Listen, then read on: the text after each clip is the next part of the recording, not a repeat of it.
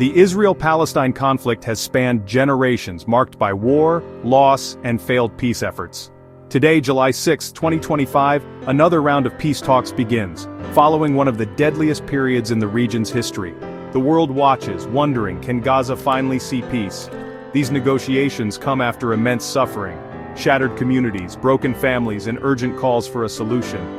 Yet mistrust and memories of broken promises loom large. Still, this moment offers a rare chance to break the cycle of violence. For Gazans, it's hope for life beyond blockades and bombs. For Israelis, a future without rocket fire and the return of their citizens. Mediators from Egypt, Qatar, and the US work to bridge the divide, but skepticism remains. Is lasting peace possible, or just another pause in endless conflict? This essay explores the demands, fears, and human costs shaping Gaza's search for peace. The peace talks involve Israel, Hamas, and key mediators, Egypt, Qatar, and the US. Israel and Hamas rarely speak directly, relying on mediators to shuttle proposals. The immediate goal: end the fighting. But each side's vision of peace is starkly different. Hamas demands a permanent ceasefire, seeking true security and a chance to rebuild Gaza. For them, anything less feels like a temporary pause before more violence. Israel's top priority is the safe return of hostages and ensuring Hamas can never attack again. Disarmament of Hamas is non-negotiable for Israel, who sees ongoing threats as unacceptable. These opposing goals make compromise difficult.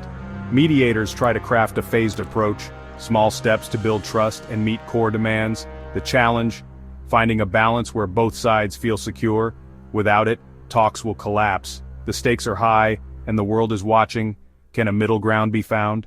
Hamas's demands are clear: a permanent ceasefire and full Israeli withdrawal from Gaza. They want an end to all military operations, not just a temporary truce. Sovereignty and self-determination are central. No Israeli troops or control in Gaza. Lifting the blockade is essential for humanitarian relief and rebuilding. Hamas also insists on the right of displaced people to return home and a major prisoner exchange. These points echo past agreements but are now seen as non-negotiable. For Hamas, only these steps can bring real security and dignity to Gaza. Without them, any deal is just another pause in endless suffering. The question: will Israel agree to these terms? Israel's demands focus on security above all else. The immediate release of all hostages is non-negotiable and deeply emotional for Israelis. Disarming Hamas is essential.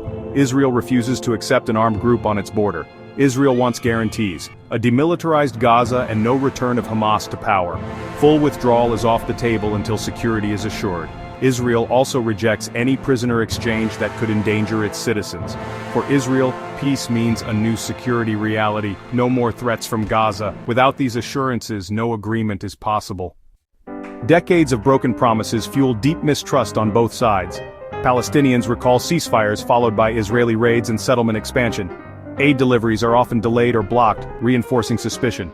Israelis remember past truces used by Hamas to rearm and launch new attacks. Many believe the other side uses negotiations as tactics, not steps toward peace. International mediators, especially the US, are seen as biased, further eroding trust. Without trust, even the best agreements risk falling apart. The human cost of this conflict is staggering. Over 40,000 killed in Gaza, many women and children.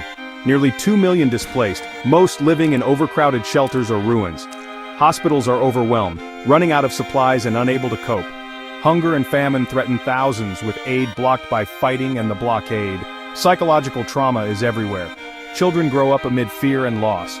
Israelis too live with anxiety from attacks and worry for hostages. The suffering is not just physical but emotional and generational. Every statistic is a story of pain and resilience. The urgency for peace is written in these numbers. The talks stand at a crossroads. Success could mean a new beginning. A permanent ceasefire, hostage returns, and prisoner releases could start healing wounds. Rebuilding Gaza and lifting the blockade would offer hope and stability. A peaceful Gaza benefits Israel's security and the region's future. But failure means more violence, destruction, and despair. The humanitarian crisis would deepen and hope would vanish.